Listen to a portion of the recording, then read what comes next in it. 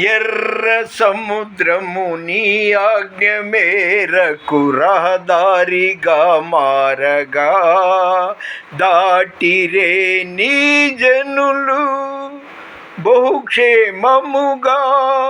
ఆ జలములలోనే శత్రు సైన్యము మునిగిపోయేనే.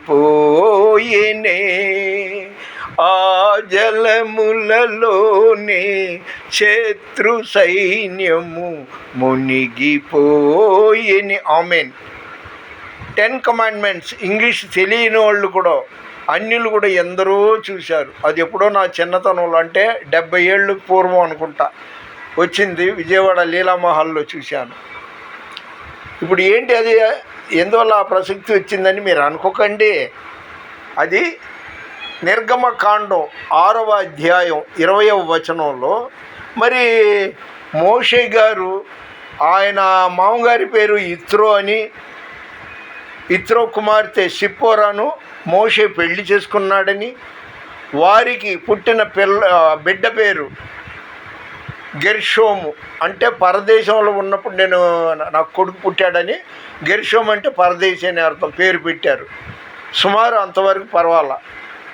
అయితే ఇక్కడ కావలసింది, ఉర్దూలో మూసా అంటారు, ఇంగ్లీష్లో మోజెస్ అంటారు, మనం మోషే అంటాము. మోషే గురించి ఎక్కువ చెప్పుకుంటూ పోతే చాలా టైం పట్టుద్ది. క్లుప్తంగా మోషే తల్లిదండ్రులు ఎవరు? నిర్గమకాండం 6వ అధ్యాయం 20వ వచనంలో, అమ్రాము తన మేనత్త అయిన యోకేబేదును పెండ్లి చేసుకొనెను.